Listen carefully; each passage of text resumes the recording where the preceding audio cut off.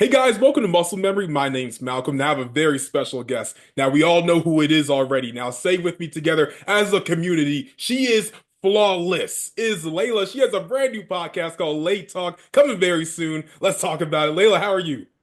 Hi, I'm good, thank you. How are you doing? Nice to see you. Nice to meet you. Nice to meet you. It's good to see you. I'm doing great. I'm talking to someone I've watched on television since I was like 8 years old. So life is on the up right now. Oh, thank you. Thank you. Of course, of course. Now let's talk about your podcast, though. That's what we're here to talk about.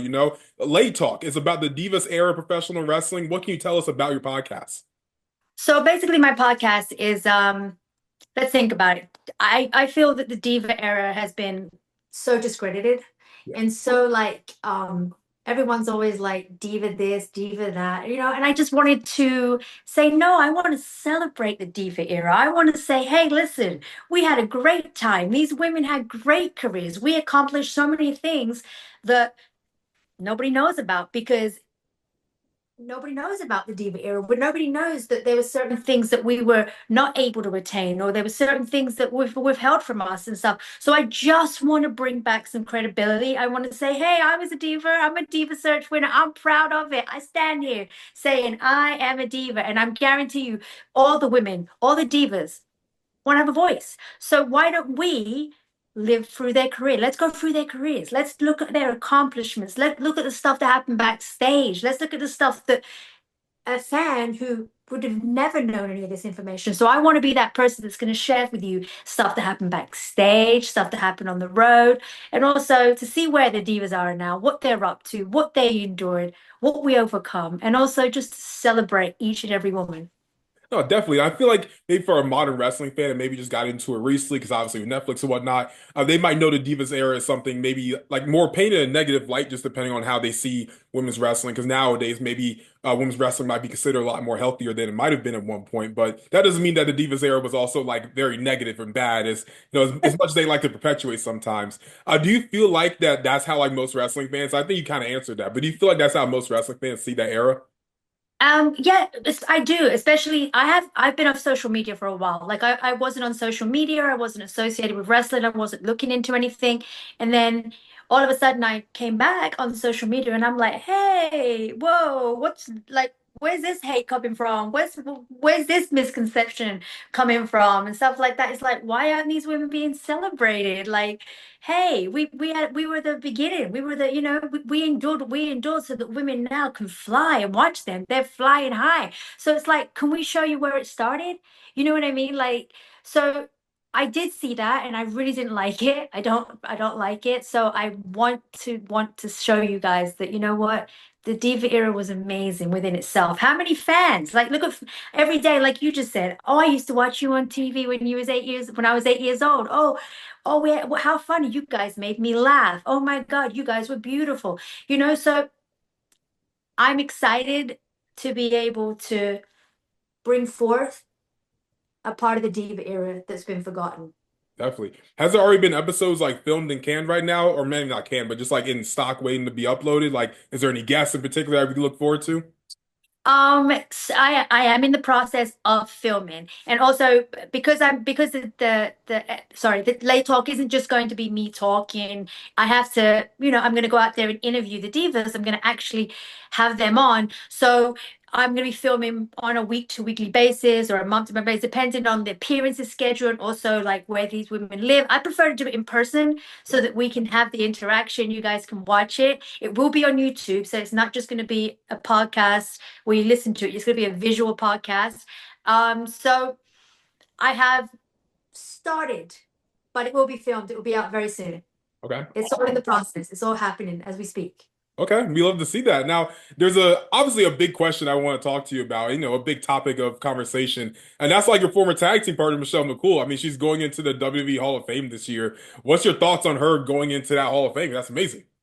Absolutely amazing. Congratulations, Michelle. I'll say congratulations, Michelle. Well deserved and about time. I'm surprised it's been this long that she has been inducted into the Hall of Fame. Like I'm just happy for her and I can't wait to see it. It's gonna be an emotional day for her. It's gonna be an emotional day for me. It's gonna be an emotional day because you know what?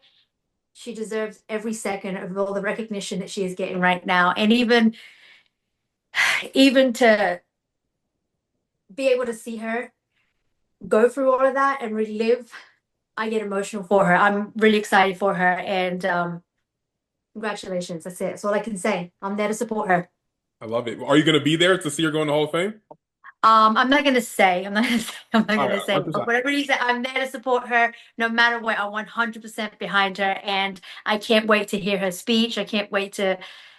It's a great thing because I started with Michelle, even though Michelle was there before me. Michelle, my career started with Michelle, so it's amazing. It's just Ab- amazing. Absolutely. Is it true that CM Punk came up with the LayCool name? Yes, he did actually. We were outside. I don't remember what state or anything like that, but we were outside. And I remember he was hanging over like it looks like a laundry hamper. And Michelle and I were standing there and we're like, okay, let's think of a name. And he gets it on paper and he's like, just do this. Lay, did it? Because we were trying to say Kool-Aid. And we were like, no, that's not going to work. So then he just wrote Lay Cool. And then we're like, yeah, there you go. Perfect. Because it would have been the other way, but just inappropriate. So I feel like that was a better that was a better way to go. Whose idea was it for you guys to come together as a tag team? Because like your guys' chemistry was just like off the charts. It was amazing. I actually really don't know whose idea it was. All I know is that it wasn't the initial plan for us. It was never going to be Layla and Michelle. It was always just, I was a filler, basically, to keep Mickey and Michelle apart. And then it just gelled together. And maybe it was just inevitable after the chemistry we were having and the fan reaction, stuff like that, and the way we worked together. Maybe they were just like, hey, they were already together. Maybe it wasn't even decided, just kind of just gel together itself, you know? I don't know though whose idea. I really don't. Amazing. Now, you guys always like were able to like, finish each other's sentences and kind of like say the right words at the same time. Was there like a I don't know like a comedy duo or someone that you guys studied in order to like get that kind of chemistry? Because like it was like insanely perfectly timed. No, no, it just that was it. That was us. Like no lie. Like I guarantee you, if I see her again, we'll probably be able to do it again. No, it was just, I love comedy and being British, which I think a lot of people don't even know. But being British, like I used to watch Jennifer Saunders, who I love, so I kind of like mimics my character a tiny bit of her, stuff like that. And I love the English humor kind of thing. But Michelle and I's chemistry, it was just, I don't know, it just happened. Sometimes things are just unspeakable. You just can't even explain it. Yeah. Unexplainable too. I don't know. It just happened. How I watched you guys as a kid, I was like, you guys are like, I don't know if you're gonna understand this reference, but you guys are like the Drake and Josh to me of like professional wrestling because they had such great chemistry, and I feel like you guys had like the similar chemistry, but like maybe like a female version of Drake and Josh. To me, that's what I always saw you guys as, and I thought it was just amazing. Now at one point, you guys both were women's champions, but like the belt was split in half. Who decided like, yeah, we should just like make a like character, cartoonized like cut in the belt where it's zigzagging right in the middle? So I don't know if you remember. Do you remember the chains we had? Yeah. Do you remember that the Forever Friends chain? So we were doing that, and then we had a rehearsal one day, and then Batista was coming out of Gorilla, and he's like, "Hey, listen, I think you guys should just make the titles like that. Divide the titles and make it Forever Friends." There you go. That was Oh, it. oh, that's insane. I didn't even think about it like that. Because like both of you guys carrying around like this like half championship was hilarious. And I remember on NXT, it was like you guys were like I guess like walking in the shot, and then Caval is behind you holding both sides of this championship. Which is just hilarious, y'all's dynamic with that guy because like Caval or low key, some wrestling fans may know is a very like stern, about his business kind of guy. What was it like working with someone like him? Because y'all's chemistry was also like hilarious, being a straight guy, and then like you guys just being like hilarious individuals. It was fun. We always tried to make Kaval low key laugh because he was so serious and stuff like that. So we would literally try to make him laugh. You know what I mean? We would do stuff just to see if he would laugh. And you know what? He was awesome to work with. He was a good sport. He was game. And to me, when you look at Kaval low key, if you were to put him with any other pro in NXT, I just don't think it would have worked. I think LayCool and Kaval Loki it was magic. It was magic. You know what I mean? And it was hysterical to watch him like literally carrying our clothes. Here you go, doing that. You know, I enjoyed every moment of it. I felt like it was like the highlight of my career as well. Amazing. What was it like working for the Miami Heat and then moving over into the WWE? Because those are very different industries. Very different industries, and WWE was a whole different ball game because it was an individual. It was my name. You know what I mean? It was about me, my name, stuff like that. Working for the Miami Heat was amazing within itself because I was working, but it was a troupe. You know what I mean? So it was great. We had a teamwork and stuff like that. And then coming to WWE, you're kind of just like a lone wolf because it's like you're representing yourself kind of thing. But WWE was supportive of me, was behind me. So they're completely different, but completely great moments in my life that I will always treasure. No, certainly, certainly. And like when Yeah. you got into WWE, obviously you won the Diva search. Like winning that kind of competition, does that put any kind of like stigma on you going into that locker room as someone that maybe didn't come from like this wrestling background? Oh my God, yeah. Absolutely. 100%. Like I had no clue, like I had no clue really what I was getting myself into. And I was shunned a lot. Like I wasn't by some people I was not welcomed, and some people didn't see why I was there and didn't agree with the reasons why I was there. And understandable. You know what I mean? I can reflect back and say, I totally understand where they were coming from and stuff like that. On the other side, I was welcomed by a lot of people too. I was welcomed and loved, but I just had to keep the mindset like, hey, if this person was given this opportunity as well, they would have taken it too. Right. So to me, it's just like, you've been given an opportunity, you're fortunate, keep your head down, work, be polite, be respectful, and in time, you will earn your spot here. And that was what I set out to do. And I feel like I did do that in the end. Do you feel like there was like a moment in particular that really took you from maybe like being the rookie that maybe didn't know anything about professional wrestling into like maybe like the veteran in the locker room? Because at one point you were the veteran of that locker room. Um, I'd like to think so, but no. You know what I mean? Like I really would like to think so. I was the veteran in the locker room when you look at like the entire time that I was there, but when you look at it like the veteran in the locker room for the wrestling and stuff like that, I'd like to say no because I just, you know what I'm saying? Like I just didn't Yeah. feel comfortable being that kind of person, even though I've been there a long time. That wasn't really my role. Gotcha. Like maybe like talk about maybe like a championship win, right? So when you first won the Divas Championship, what did that moment mean to you? The Divas or the Women's Championship or Divas, both? Divas. The Divas. Okay, so when I won the Divas Women's Championship, it was when I'd come back from a serious injury. I tore my ACL and MCL. I had surgery. I was out for a year. So for me, it was an amazing accomplishment, and it was like the first time that I'd ever won it. And I was very, very grateful, very, very, very grateful, and very like privileged. But at the same time, when I look back now, I wish that there would have been a better build up towards it because once you've won the title, then there's not as a baby face, and that's what I was coming back as. Yeah. There wasn't really much momentum for me to go because I'd already won the title. So it was like, what's the point? I wish I would have done things differently and chased the title and then won it. But still very grateful, still honored that they would even put that title on me. What was your thoughts on like the title design? Because I feel like that's always like a topic of discussion amongst people on like the internet and whatnot. Personally, I thought it was really cool. I like the butterfly look. What was your thoughts on the Divas title title design? I when it came out, I loved it. I thought it was amazing, and at that in that era, that was the perfect title. That was the perfect design. And even now, I look back at it. What's wrong with it? It's perfect. Right? It was great, right? It's about a butterfly who starts off as a caterpillar and then flourishes into a butterfly. See, I mean, I personally, like I have a bunch of butterflies tattooed on my arm, so like There I'm you all go. for it. I I get it. Times change. It is what it is. You know what I mean? The titles now are amazing too. And I'm sure in time they're going to look back at those and go, oh, those were not good either. Everyone's got an opinion. certainly. Now, I mean, obviously, there is a bunch of new championships within the women's division. Like, what's your thoughts on seeing like WWE now having like an Intercontinental, a US, a North American title, and a tag team? Amazing.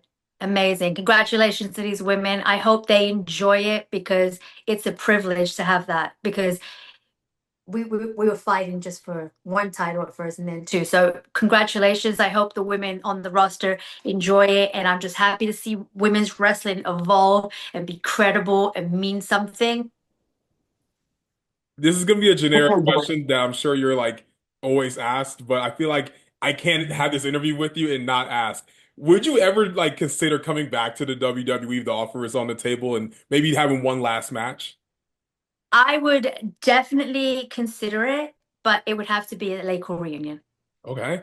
So, okay, well, let's talk about that then. Like, if LayCool were to come back, I mean, there's the rumors about Evolution 2 happening. Oh If you yeah, were to have a tag team match on Evolution 2, who would you guys want to be in the ring with?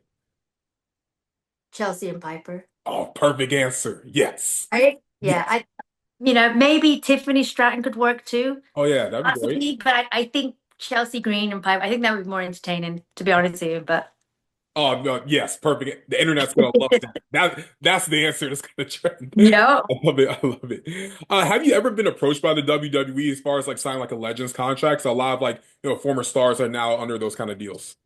I have not spoken to WWE in a long, long time, and that's just I think also it's because I've made it clear in the past that I really wasn't open to a lot of stuff, but that doesn't mean that that's not going to happen or couldn't happen in the near future. Now that I'm back on social media, I'm back involved with wrestling in some capacity, so we never know. Just wait and see, right? Yeah, of course. As fans start to like look at your podcast and like, understand like, oh, this is like more of what we could learn about the Divas era. What's like the one thing that you're looking for fans to really truly, I guess, appreciate about that era of wrestling? The women gave their souls, the women gave their entire being to this profession and this thing, to this wrestling. And at that time, we just weren't being celebrated. We were the eye candy. We were the eye candy. And I want the women to remember that they played their roles right and they reached every cap that we were given. Like we reached it as much as we could. And there were entertaining moments. Like, how hard is it? Okay, think about it, to tell a story in 1 minute, right? So you got an entrance, two entrances, you got a wrestling match, right? So you got to get over and wrestling match. You got to get people in a minute and a half. But Yeah, some women sure. did it. Some women we did it. I just want you to see what they did. I want you to see the highlights of their career and just put some respect to their names. Absolutely. Now, I will start to slowly wrap this up. It's a question I always ask all the wrestlers I interview. I don't even know if you've ever been to this restaurant, but I'm gonna ask you anyway. Layla, what is your Waffle House order? Of course, I've been to Waffle Okay, House. there Come you on now. All right, let's see. go. So, you know what? It's kind of boring. It would be eggs, Yeah. right? Uh-huh. And it wouldn't be egg whites. I hate egg whites if I don't have to eat egg whites. But Whoa, eggs with some cheese, whoa, buttered whoa. Wait, toast. wait, wait, wait. Why the egg white disrespect? What's against egg I whites? mean, because I used to have to eat it. Because remember when it was like eat egg whites, Oh, yeah. right? But then Yeah. I'm like, hold up, wait. But I don't like the egg whites. I like the egg with the egg. And hold on, wait, isn't there nutrition in the yolk? And then it's just so many things, so Yeah. many factors. But I'll tell you what I used to be because I don't even eat eggs anymore now. I don't even eat Yeah. eggs. So right. So, but what it used to be would be eggs, Yeah. scrambled eggs with cheese. Then it would be the raisin toast with butter Yes. and a hot cup of coffee and a water. That's it. Okay. Was That's it it. did LayCool ever see like a fight at Waffle House before? Because there's lots of them. No, but we should have had one. Great. No, I've never seen a fight at Waffle House. I've always had like a great, great time at Waffle House. Yeah. Always. Amazing, amazing. Layla, I'm not gonna take up too much of your time, so I greatly appreciate the time you've given me. I'll let you plug the podcast, talk about your social media. Where can they find you? Sure. Okay, so you can find me on Instagram. It's Layla EL, so it's Layla L, and then you can find me on X, which is at MSLAYEL, Miss Layel, and then Lay Talk Podcast is on X too. It's at Lay Talk Podcast, and that will be coming out real soon. I will keep you guys posted. And I will see if anyone's coming to WrestleCon, I will be there. Come see me Friday morning. I will be there. And then I will keep you guys posted on anything that's coming up, and I just hope everyone comes and listens to the Lay Talk podcast. And that's all I can say. Thank you so much for everyone who's ever supported me. I will say that. Thank you to everyone who's ever showed me any love, any support. I do appreciate it. Amazing. I'll be at WrestleCon in Vegas too, so I'll see you there. Okay, yes, that's gonna be great. Thank you so much for your time, Layla. I greatly appreciate it. Guys, my name is Malcolm. This is Muscle Memory, and we're out. We going up like 1,000. I'm a flex just like a muscle man Malcolm. We going up like 1,000. I'm a flex just like a muscle man Malcolm. When it just like 1, 2, 3. If you like the channel, this will squeeze. If you like the channel, this will squeeze. If you like the channel, this will squeeze. Hey.